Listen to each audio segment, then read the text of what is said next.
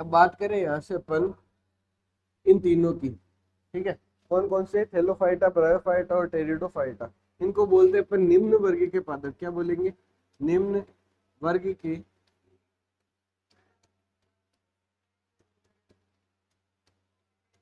ठीक है, अब इनमें जड़ तना पत्ती नहीं होती है ना, जड़ तना और पत्ती अनुपस्थित होती है इनमें ना। ठीक है। अब बात करें जिम्नोस्पर्म और एंजियोस्पर्म की। इनको बोलेंगे अपन उच्च स्तर के पादप। इनमें क्या देखने को मिलती है अपन को? जड़, तना और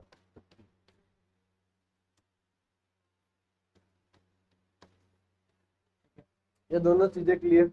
एक तो कौन से पादप है अपने पास में निम्न वर्ग के? इसमें कौन आ रहा है? थेलोफाइटा, ब्रायोफाइटा और टेरिडोफाइटा। जिनमें जड़ तना पत्ती अपन को देखने को नहीं मिलती है। हाँ जी, देख मेली सब, आगे जड़ दिखे कि नहीं, तनो दिखे कि नहीं, पत्ती दिखे कि नहीं। तो किसान का पादप भेजा है आपने निम्न वर्ग। दूसरा किसान का उच्च स्तर का पादप, यानी इनमें जड़ तना पत्ती अपन को देखने को मिलेगी। ठीक है, जैसे अपने खेतों वगैरह के अंदर जो पेड़ पौधे लगते हैं उनमें जड़ होता है, तने होते हैं और पत्तियां होती है। ठीक है, अब इनकी बात करें इन तीनों की वापस, तो ये पूर्ण रूप से कैसे हैं? जल के ऊपर निर्भर होते हैं। किस पर निर्भर होते हैं? जल पर निर्भर।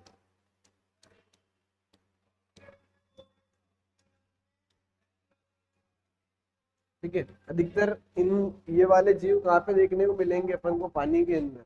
और ये स्थलीय जीव बोलेंगे इनको, स्थलीय पादप बोलते हैं अपन, है ना। अधिकतर कहाँ पे देखने को, सारे कहाँ पे देखने को मिलेंगे अपन को? स्थल के ऊपर। ठीक है,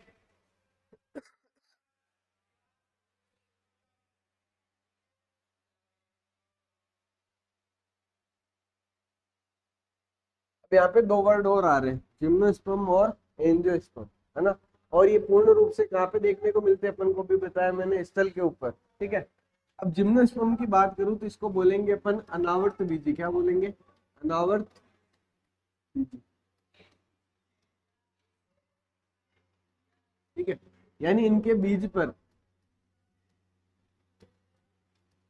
आवरण नहीं होता है, आवरण अनुपस्थित। ठीक है, और दूसरा कौन सा है अपना? एंजियोस्पर्म। इनको क्या बोलेंगे अपन? आवर्त बीजी बोलेंगे। क्या बोलेंगे? आवर्त बीजी। यानी बीज पर क्या देखने को मिलेगा अपन को? आवरण।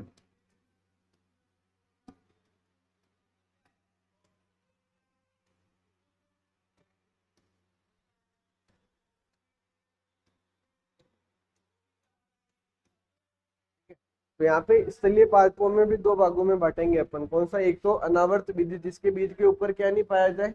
आवरण नहीं पाया जाए। और दूसरा कौन सा है? आवर्त बीजी, यानी बीज के ऊपर क्या देखने को मिलेगा अपन को? आवरण। जैसे अपन चना खाते हैं, चने के ऊपर आवरण होता है ना। मक्की खाते हैं, मक्की के ऊपर भी छिलका होता है, गेहूं पे होता है। अधिकतर जो अपने घर पे अपन जो चीजें खाते हैं उनके ऊपर क्या देखने को मिलता है अपन को? आवरण। यानी सारे कैसे अपने आवर्त बीजी है। ठीक है, और दूसरा कौन सा है? जिम्नोस्पर्म। अभी मैं आपको डायग्राम बताऊंगा ना।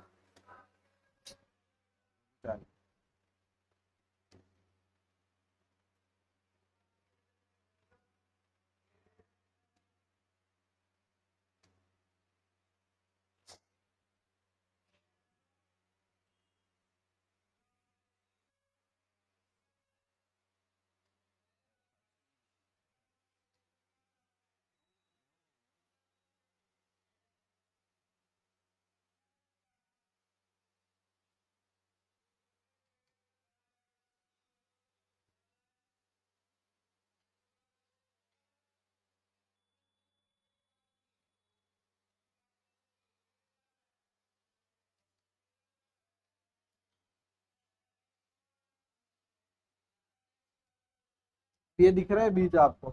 इसके ऊपर कहीं छिलका दिख रहा है क्या? छिलका दिख रहा है ना। ये सारे भाग कैसे दिख रहे हैं आप लोगों को? अलग अलग। कहीं से भी कवर दिख रहा है क्या ये किसी चीज से? नहीं दिख रहा है। तो ये कौन सा हो जाएगा अपने? इसको क्या बोलेंगे अपन? जिम्नोस्पर्म वाला पादप बोलेंगे। ठीक है, और ऐसा पेड़ देख रखा है क्या आप लोगों ने? ये वाला कहीं? सजावट के लिए लगाते हैं बाहर, बड़े बड़े होटल वगैरह के अंदर, है ना, बाहर लंबा सा लगा होता है, ठीक है। तो ये कौन सा पादप है अपना, जिम्नोस्पर्म, ठीक है। इसमें बीज फूल के अंदर नहीं लगता है कभी भी, ये भी याद रखना, है ना। बीज कहाँ नहीं लगता है, फूल के अंदर। और एंजियोस्पर्म जो होता है उनमें क्या देखने को मिलते हैं अपन को, फूल देखने को मिलते हैं, बाकी किसी भी पादप में नहीं, ठीक है। एक और है देखो, ये वाला, ऐसा देख रखा है ना, छोटा सा होता है बस। तो पादपों के भाग कितने अपने पास में, 5। 3 कौन से हैं, निम्न वर्ग के, 2 कौन से हैं, उच्च वर्ग के, जिनमें जड़ तना पत्ती देखने को मिलेगी, ठीक है। अब नेक्स्ट चलते हैं अपन किसके ऊपर,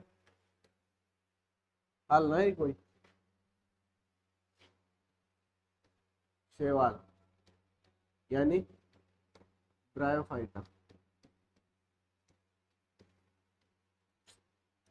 और ग्रीन हेलोफाइटा है यार, हेलो।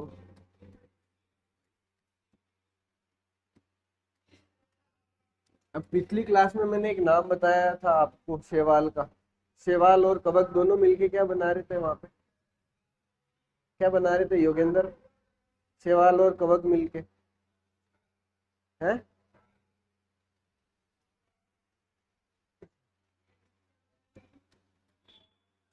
ये नाम पढ़ा, लाइकिन, बताया था लास्ट क्लास में, है ना। एक किसका भाग होता है अपने, कवक का, और एक किसका भाग होता है अपने शैवाल का, है ना। तो यहाँ पे कवक के साथ में कौन मिला हुआ है, शैवाल, ये दोनों मिलके क्या बनाते हैं अपने, एक चीज बनाते हैं जिसको क्या बोलते हैं अपन, लाइकेन बोलते हैं, है ना, ठीक है। अब ये पढ़ा था अपन ने, इसके अंदर इसके लक्षण देखे देखे भाई कि इसके अंदर अलैंगिक जनन की बात करें अपन, है ना, कौन सा अलैंगिक जनन,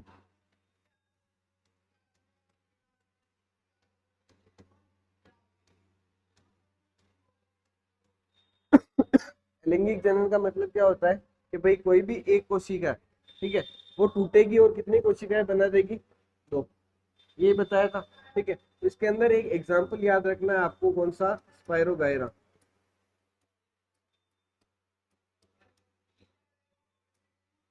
ठीक है।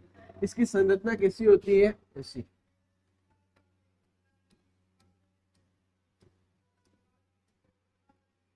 ठीक है।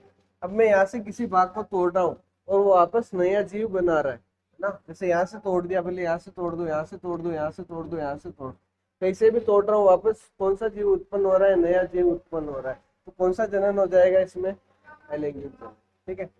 और दूसरा होता है इसमें कौन सा, लैंगिक जनन, है ना, लैंगिक।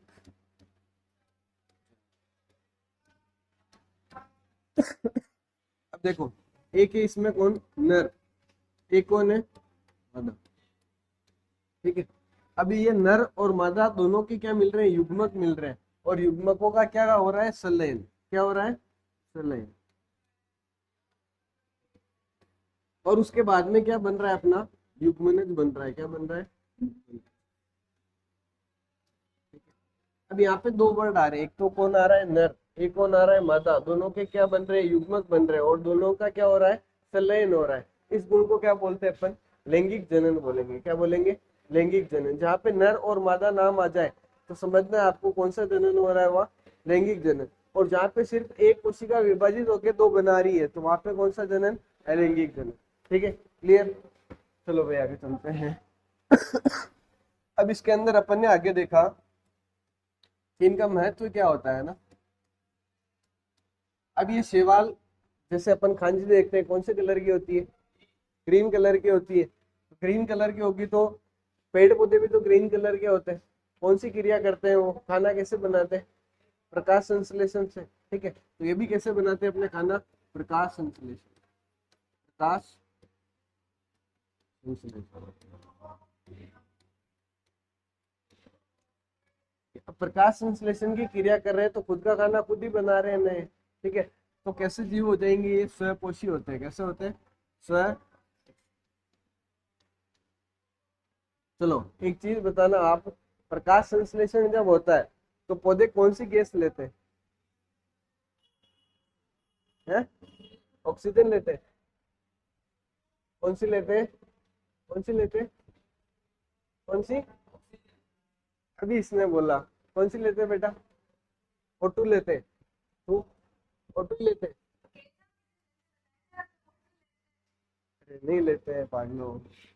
जब भी प्रकाश संश्लेषण की क्रिया होती है,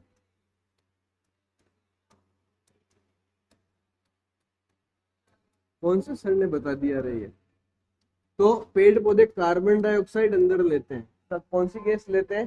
कार्बन डाइऑक्साइड। कहाँ लेंगे? अंदर। और निकालते कौन सी गैस है? तो ऑक्सीजन निकालेंगे, है ना। अब आप बात दिमाग में फिट कर लीजिए। लेवक सी गैस और निकालक सी गैस ऑक्सीजन, किसी प्रक्रिया का दौरान, ठीक है। अब एक और प्रक्रिया है यहाँ में किसी श्वसन की। अब श्वसन में इसका जस्ट उल्टा होता है। लेंगे कौन सी गैस और निकालेंगे कौन सी गैस? अब याद रह जाए दो ही चीजें, ठीक है। तो यहाँ पे कौन सी गैस ले रहे? CO2 ले रहे प्रकाश संश्लेषण में, ठीक है। और दे रहे कौन सी गैस है? ठीक है। अब अपन शैवाल की बात करें तो शैवाल है ना, जहाँ नदियां वगैरह होती है, पत्थरों पे, चट्टानों पे, है ना। मैनाल का झरना में रपट रपट पड़ा आपा कभी गेड़ा, ठीक है।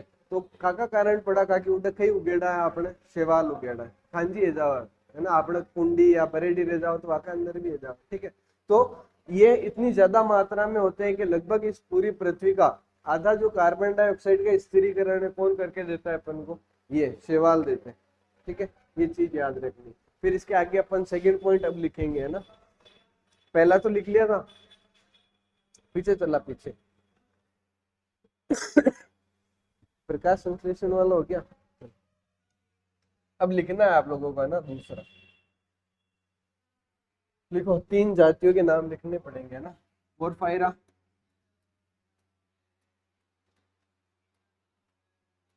कोमा लगा के लेमिनेरिया,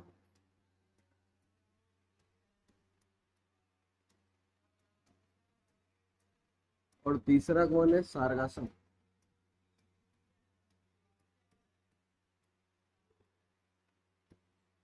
ठीक है। समुद्र के अंदर शैवाल की ना लगभग कितनी जातियां पाई जाती है? 70। कितनी पाई जाती है? 70 जातियां।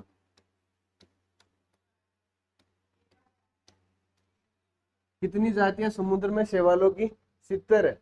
इसमें से पोरफायरा, लेमिनेरिया और सारगासम, इन तीनों को अपन खा सकते हैं, ठीक है। ये लाइन याद रखनी है।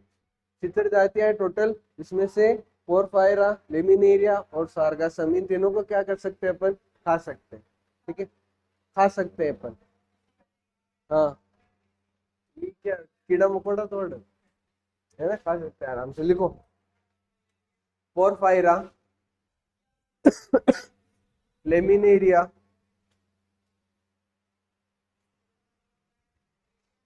कोमा लगा के लिखना सारगासम। सारगासम वो लिखा हुआ है कि बहुत सी स्पीसीज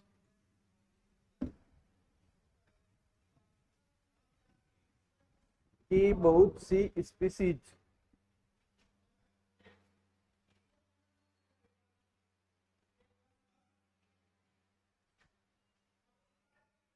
समुद्र में पाई जाती है।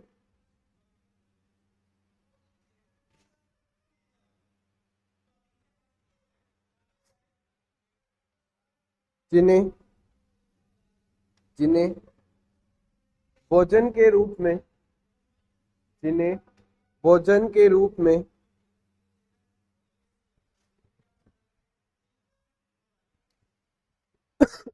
उपयोग किया जाता है।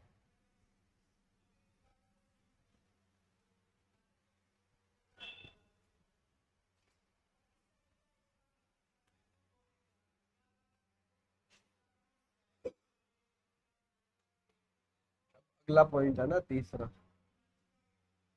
अब देखो, अगर शैवालों की बात करें तो शैवाल कितने कलर में मिलते हैं अपन को? 3 कलर में। कितने कलर में? 3 कलर में।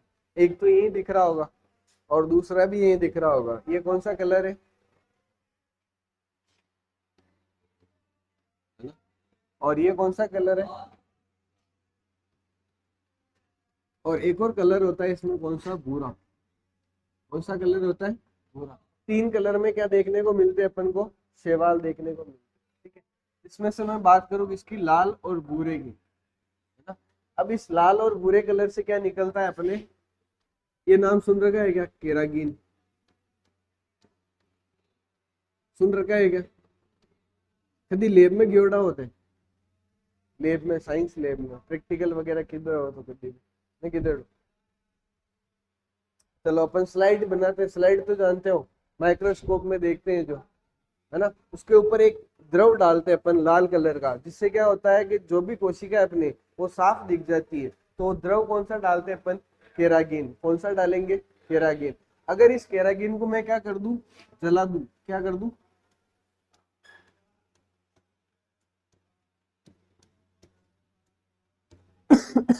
तो एक और चीज प्राप्त होती है जिसको क्या बोलेंगे अपन, एगार, एगार बोलते हैं। क्या बोलते हैं, एगार, है ना। ये भी अपने किसी स्लाइड वगैरह के अध्ययन करने में काम आता है। ठीक है, तो दो चीजें मिलती है अपन को, एक तो कौन मिलता है, केरागिन, जो कौन से कलर का होता है, तो लाल कलर का, लाल या हल्का भूरा कलर होता है ना, लाल नहीं, लाल। ठीक है, और इसको अगर जला देंगे तो क्या प्राप्त हो जाएगा अपन को, एगार, एगार प्राप्त होता है। ठीक है, लिखो इसमें आगे, देखो, अधिकतर, अधिकतर लाल व भूरे शैवाल से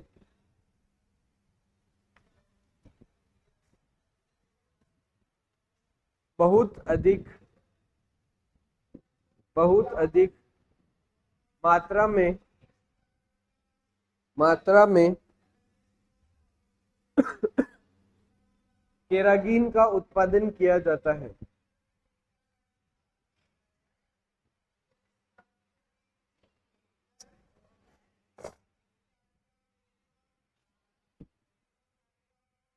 एवं इन्हीं से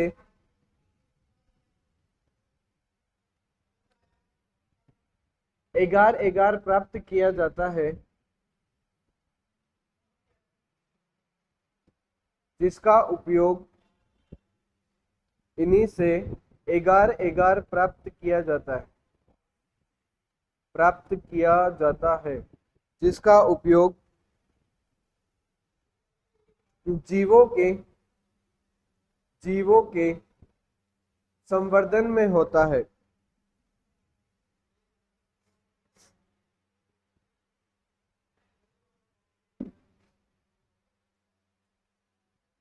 संवर्धन मतलब किसी चीज, स्लाइड वगैरह बड़ी नहीं करते हैं क्या माइक्रोस्कोप में, है ना। संवर्धन यानी स्लाइड के अंदर देखना होता है ना, किसी स्लाइड को, हाँ? इसका केरागिन का,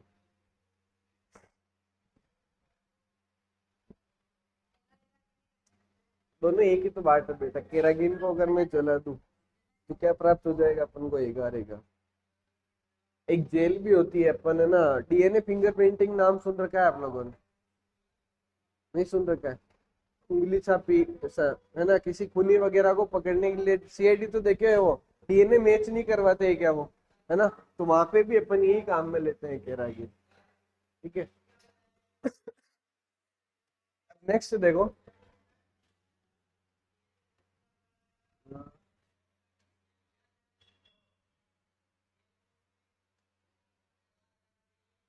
अब अपने पास में कौन सा पॉइंट हो जाएगा, ये चौथा, है ना।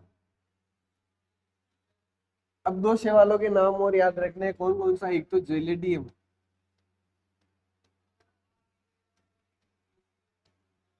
है ना, एक होता है ग्रेसिलेरिया।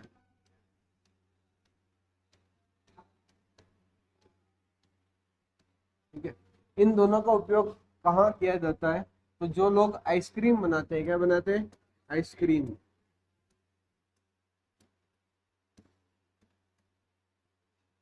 आइसक्रीम, और जो लोग क्या बनाते हैं, जेली, जेली जानते हो क्या, जस्ट जेली नाम की चॉकलेट आवाज महंगा होता है ना, जेली। तो उन दोनों को बनाने के लिए किन किन का उपयोग किया जाता है, जेलेडियम और ग्रेसिलेरिया का, कहाँ कहाँ करेंगे, तो आइसक्रीम बनाने में और जेली बनाने में। ठीक है, एक पॉइंट तो यो।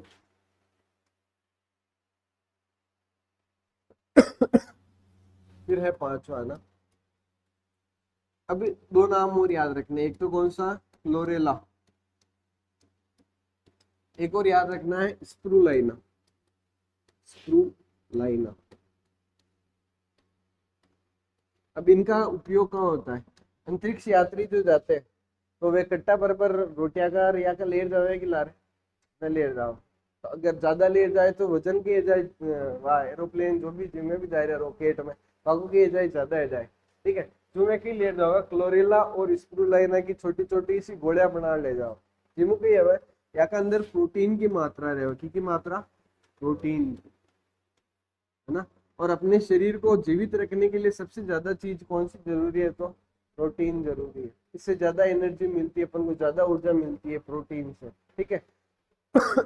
तो वो क्या करते हैं, क्लोरेला और स्प्रूलाइना की छोटी छोटी सी गोलियां बना के ले जाएंगे, जिससे लंबे समय तक भी अगर रहना हो वहां पे तो ये खा के जीवित रह सकते हो, ठीक है। अब रोटियां तो 2-3 दिन में खराब ही है जाओ, तो ये खराब नहीं हो ना, याद रखो। ये की ये क्लोरेला और स्प्रूलाइना शैवाल है, क्या है, शैवाल। जिनका उपयोग कौन करते हैं, तो अंतरिक्ष यात्री करते हैं। कौन करते हैं, अंतरिक्ष यात्री,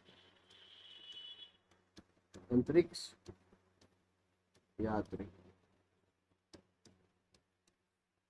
चलो आगे लिख दो नेक्स्ट लाइन में, जेलेडियम व ग्रेसिलेरिया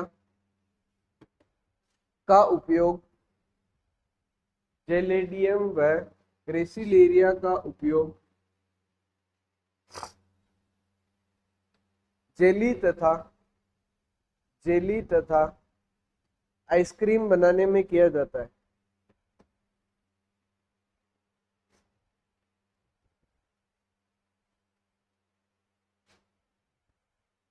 नेक्स्ट पॉइंट लिखना,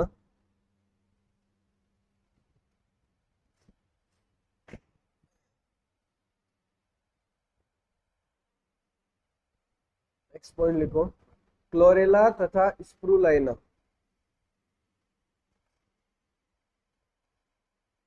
क्लोरेला तथा स्प्रूलाइना यह एक कोशिकीय शैवाल है। क्लोरेला तथा स्प्रूलाइना यह एक कोशिकीय शैवाल है, जिन जिनमें प्रोटीन प्रचुर मात्रा में पाया जाता है, जिनमें प्रोटीन प्रचुर मात्रा में, प्रचुर ऐसे है ना, प्रचुर मात्रा में पाया जाता है, जिस जिसका उपयोग जिसका उपयोग अंतरिक्ष यात्री भोजन के रूप में करते हैं।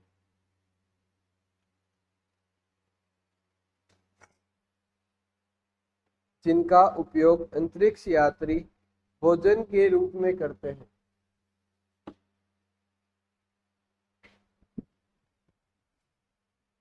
हो गया, बताओ। अब एक छोटी सी बात और है, बात है ये जो मैं यहाँ लिख रहा हूँ, आप लोग भी लिखना है ना। सबसे छोटा शैवाल और दूसरा सबसे बड़ा, सबसे बड़ा शैवाल।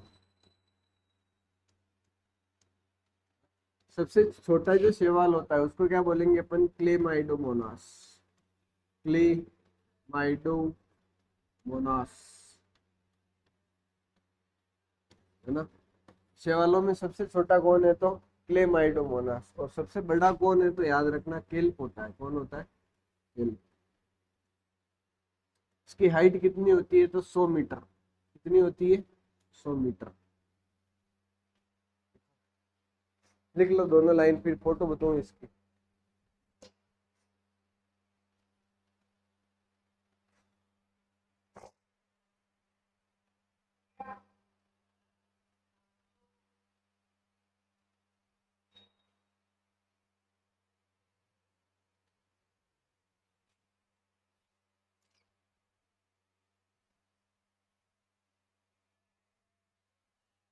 लिख लिया क्या? तो लिखो, लिखो।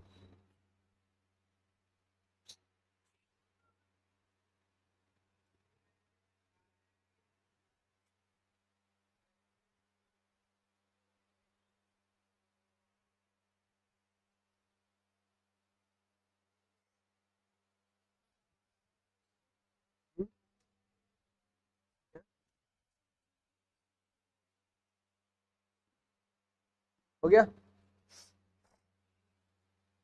एक बार इसको हटा देते हैं और फिर वंदे मातरम लिखे तो दिख रहे हो।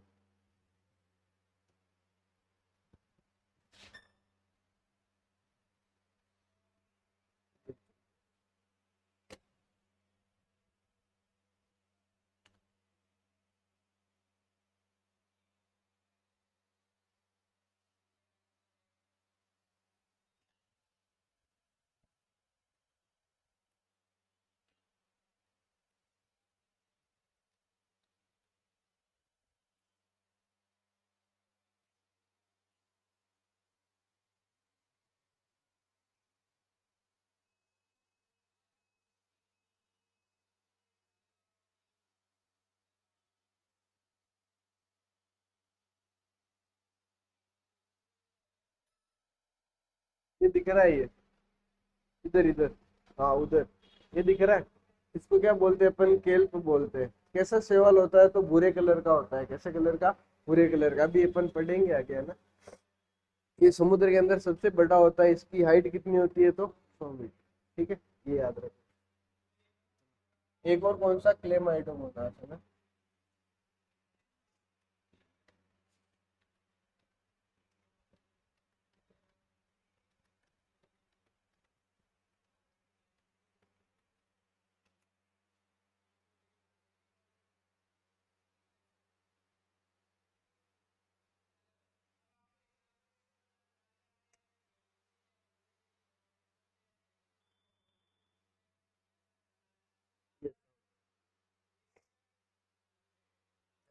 ये सबसे छोटी संरचना होती है किसकी? शैवाल की, है ना। अब नेक्स्ट हेडिंग लगाना आप लोग, हेडिंग मत लगाना, ऐसे बताना। देखो, शैवाल का वर्गीकरण। शैवाल का वर्गीकरण।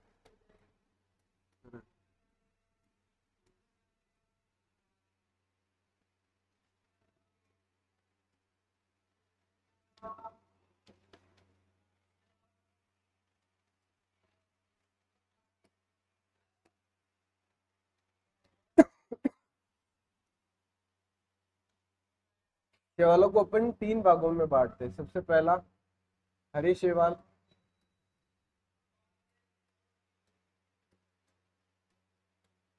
दूसरे लाल शैवाल, या भूरे लिख लेते हैं पहले, भूरे शैवाल,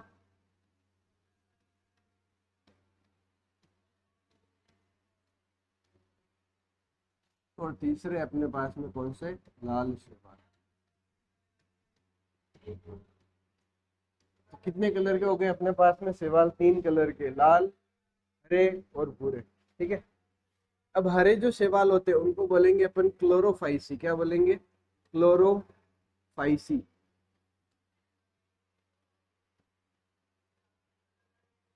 ठीक है। और भूरे शैवालों को बोलेंगे अपन फियोफाइसी। क्या बोलेंगे? फियोफाइसी।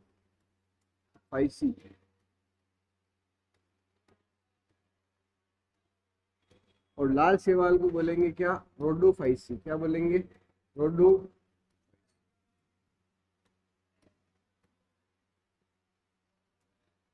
ठीक है। ये ऐसे टेबल बनाओ, छोटी सी बनाना है ना, ज्यादा।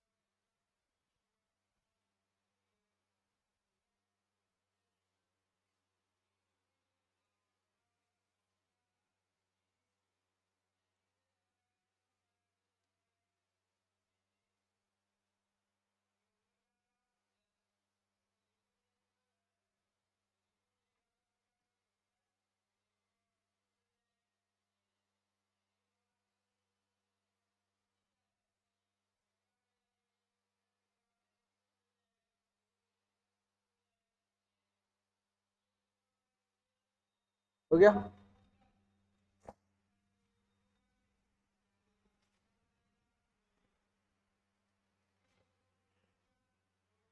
अब देखो, हरी शैवाल को क्या बोलेंगे अपन? क्लोरोफाइसी। भूरे को और लाल को रोडोफाइसी। नाम याद रखना है ना। अब इनमें क्या पाए जाते हैं? क्लोरोफिल पाए जाते हैं। क्या पाए जाते हैं? दिख तो रहा है ना कलर, या चेंज करूं? है? दिख रहा है। अब देखो, कोई भी अगर कलर चेंज करना हो अपन को, जैसे हरे का कलर ऐसा कैसे हो गया, भूरे का कैसा हो गया, लाल का कैसा हो गया, तो इनके अंदर क्या पाए जाते हैं? वर्णक पाए जाते हैं। या क्या पाया जाता है? क्लोरोफिल पाया जाता है। दो चीजें पाई जाती है, या तो वर्णक या क्या पाए जाते हैं? क्लोरोफिल। ठीक है। अब इनमें क्या पाया जाता है? क्लोरोफिल। क्लोरो। अब इसके अंदर कौन सा क्लोरोफिल होता है हरे में? तो याद रखिए, क्लोरोफिल ए और क्लोरोफिल बी। ठीक है। इसके अंदर कौन सा है? तो क्लोरोफिल ए और क्लोरोफिल सी। इसमें कौन सा होता है? तो क्लोरोफिल ए और क्लोरोफिल बी। याद रह जाएगा। ठीक है। अब हरे में तो क्या पाया जाता है? क्लोरोफिल ए और बी। साथ में इसमें ए और सी, और उसमें ए और डी। इसके साथ में क्या पाया जाता है? तो वर्णक पाए जाते हैं। क्या पाए जाते हैं? वर्णक। ठीक है। इसमें कौन सा वर्णक पाया जाता है? तो जिलेटिन, है ना? कौन सा? जिलेटिन। कौन सा पाया जाता है? जिलेटिन। और इसमें कौन सा पाया जाता है? तो फाइको एरिथ्रिन। ठीक है। और इसमें साथ में एक और मिलेगा, जिसको क्या बोलेंगे अपन? जेंटोफिल बोलेंगे। क्या बोलेंगे? जेंटोफिल। कितने वर्णक हो गए इसमें? कौन सा? क्लोरोफिल ए और बी। इसमें ए और सी। साथ में कौन है? तो जिलेटिन है। और कौन है? जेंटोफिल। इधर ए और डी। साथ में कौन है? तो फाइको एरेथ्रीन। फाइको एरेथ्रीन बोलो, देगा फाइको एरेथ्रीन। फाइको एरेथ्रीन। बस। ठीक है, ये लिखो, फिर आगे चलते हैं।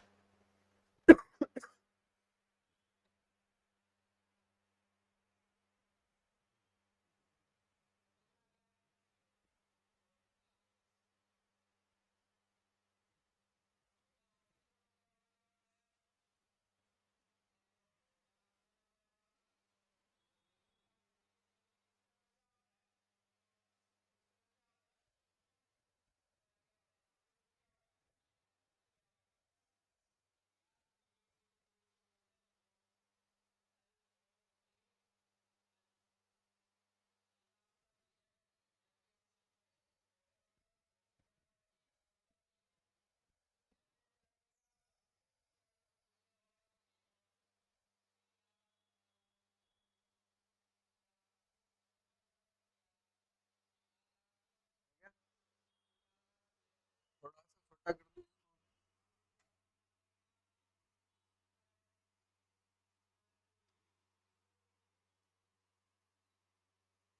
बात करेंगे ये रहते कहाँ हैं।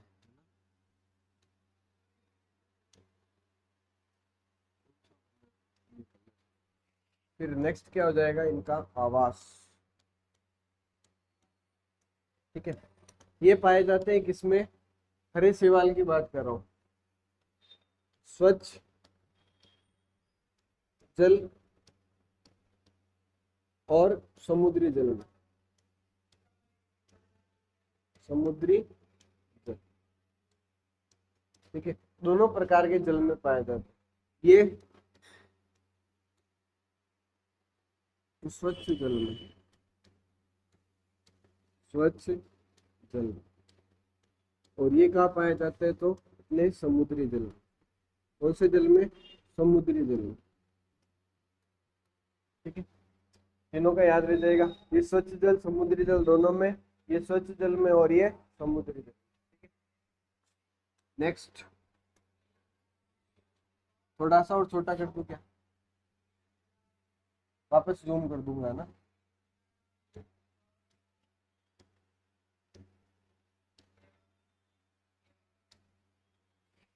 फिर बात करें अपन किसकी? कोशिका भित्ति की। किसकी? कोशिका भित्ति।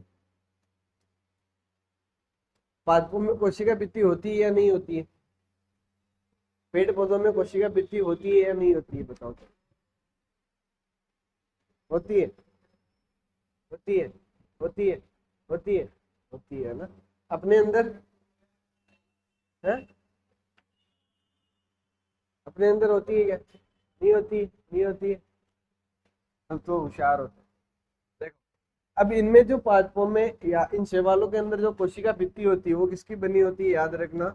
अगर बात करूं मैं किसकी, हरी शैवालों की, जिनको क्या बोला अपन ने, क्लोरोफाइसी, इनके अंदर बनी होती है किसकी, सेल्यूलोज की, किसकी, सेल्यूलोज। सेल्यूलोज बता रखा है पहले ही मैंने, क्या होता है जो कपास, वो याद रख लेना है ना। कपास क्या होता है, जो ग्लूकोज से बनी हुई संरचना होती है, 6000 से 10,000 अणु होते हैं ग्लूकोज के, वो जब मिल जाते हैं एक साथ तो क्या बन जाता है अपने, सेल्यूलोज बन जाता है। ठीक है, और दूसरा ये भी किसका बना होता है, अपने सेल्यूलोज का।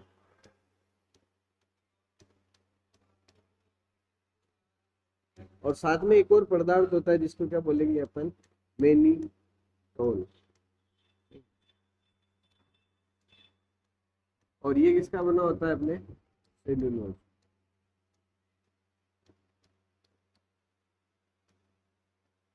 ठीक है, ये लिखो एक बार, ये दोनों पॉइंट लिख लेना है ना।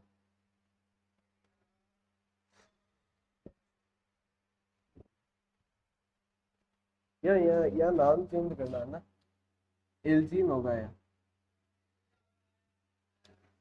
एल्जीन। और एल्जीन किसका प्रकार है, तो याद रखना एक प्रोटीन का प्रकार होता है।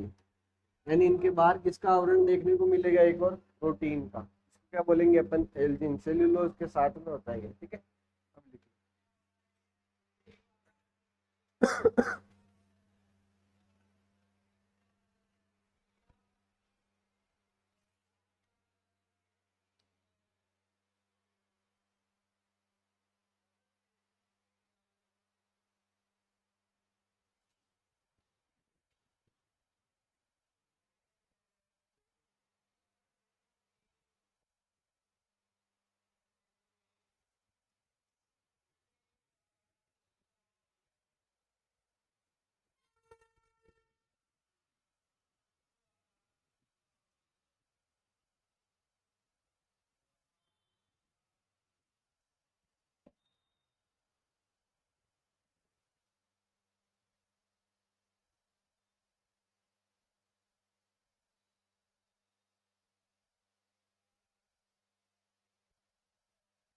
ठीक है,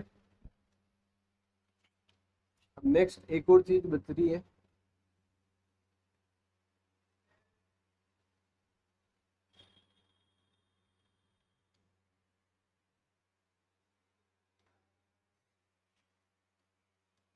वो कौन है, अपना भोजन। ठीक है, अब ये शैवाल कौन सी क्रिया द्वारा भोजन बनाते हैं, प्रकाश संश्लेषण, बताया था अभी। ठीक है, तो प्रकाश संश्लेषण में क्या बनाते हैं, ये भोजन। अब देखना है अपन को रूप कौन सा होता है। ठीक है, इसके अंदर क्या होता है, हरे शैवालों के अंदर स्टार्च, कौन सा स्टार्च, जानते हो क्या, किससे बना होता है,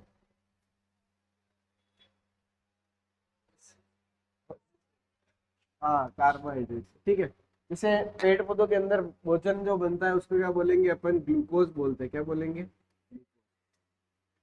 ठीक है, अब ये ग्लूकोज किसके अंदर आता है, तो अपने कार्बोहाइड्रेट में आता है, किसमें आता है, कार्बोहाइड्रेट।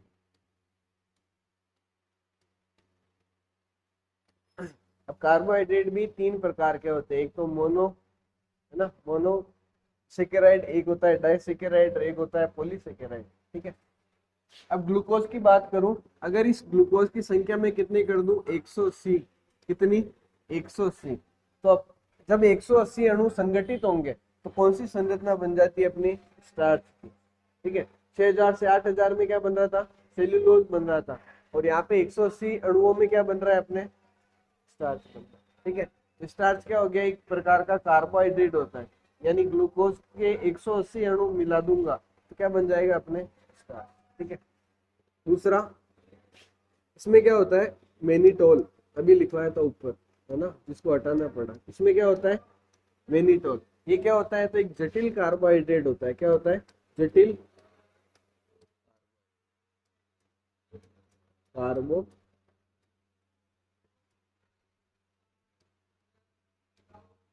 ठीक है। और तीसरा कौन सा है अपना? लाल शैवाल। इसके अंदर याद रखना, थोड़ा सा नाम लंबा है, फाइको एरिथ्रीन। क्या नाम है? फाइको एरिथ्रीन। ये क्या होता है? एक पॉलीसेकेराइड होता है। क्या होता है? पॉलीसेकेराइड।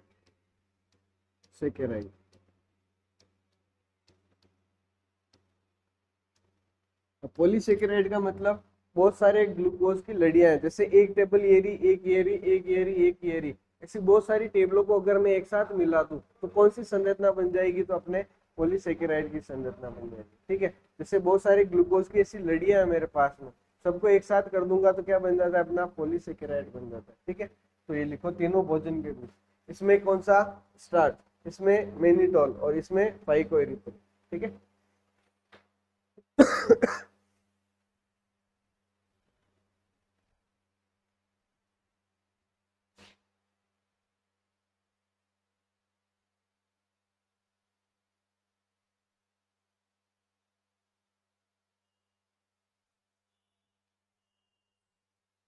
ये हटा देना है ना।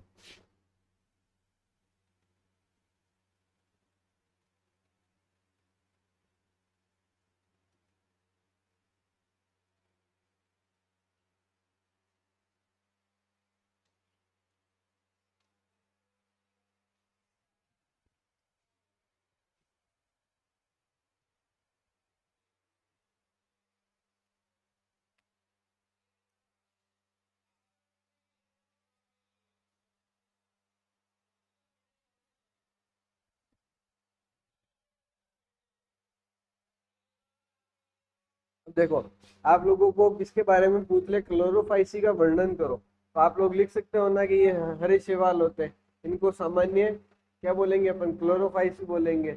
और रहते कहाँ हैं? तो स्वच्छ जल और समुद्री जल दोनों में पाए जाते हैं। फिर कोशिका भित्ति किसकी बनी होती है?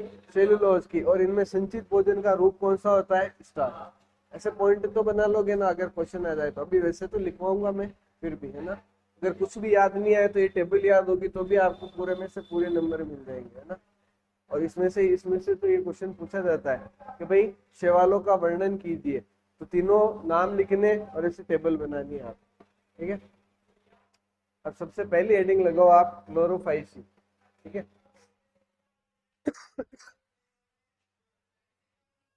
क्लोरोफाइसी मतलब कौन से कलर के शैवाल हो गए? हरे कलर के, है ना। चलो लिखो।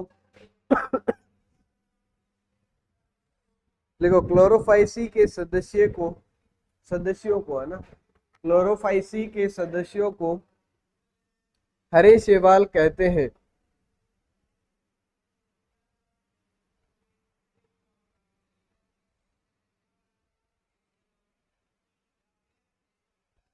यह यह एक कोशिकीय एक कोशिकीय कोमा लगा के लिखना, कॉलोनीय कोमा लगा के लिखना, तंतुमय हो सकते हैं।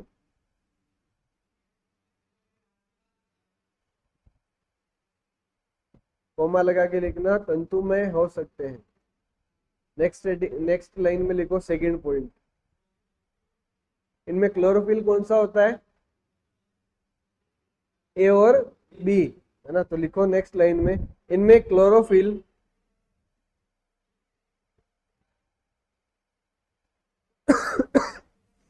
ए व बी होने के कारण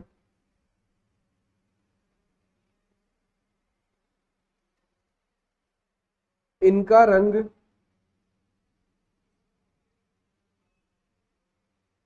हरी घास की तरह दिखाई देता है।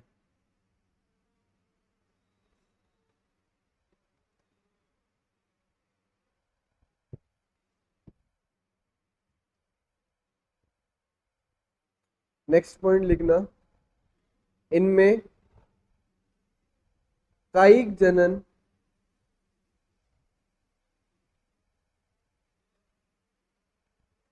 विभिन्न प्रकार के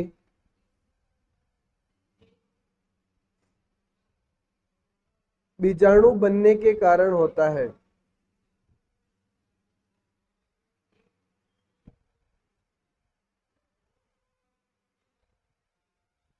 एवं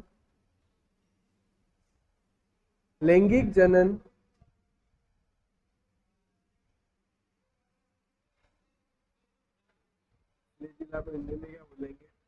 लैंगिक जनन पक्षमाभ युक्त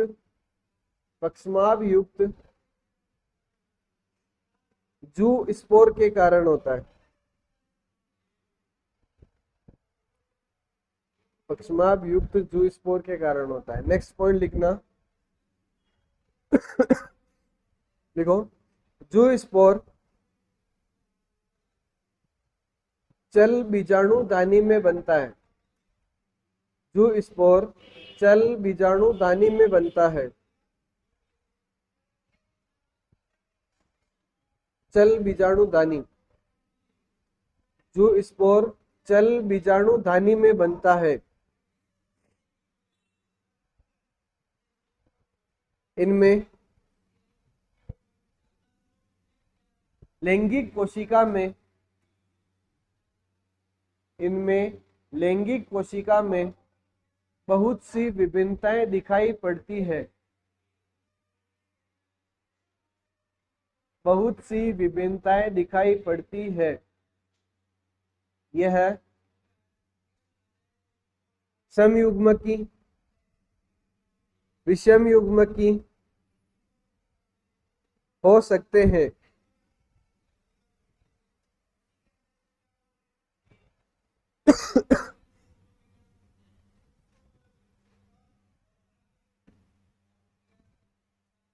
हो सकते हैं। आगे लिखना, इनके सामान्य सदस्य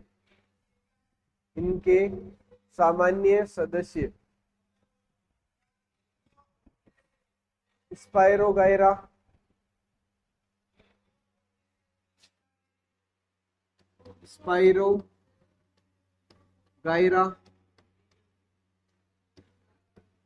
फिर लिखना यूलोथ्रिक्स,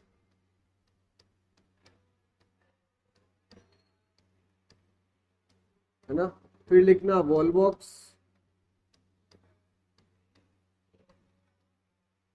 और लिखना कारा।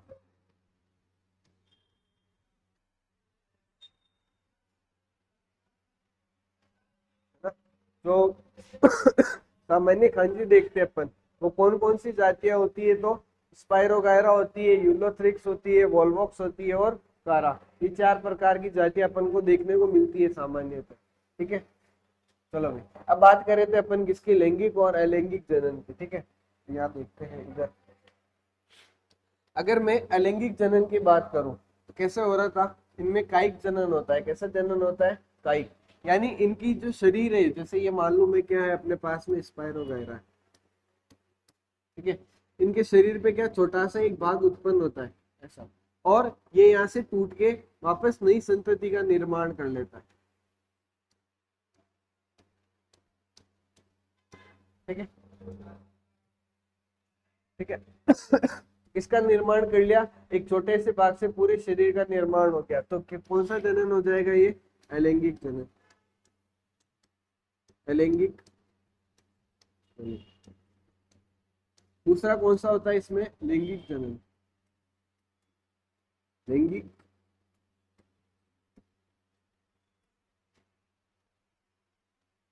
जैसे ये कोई भी, ये का ही एग्जाम्पल ले रहा हूँ, इसी में बता दिया ना।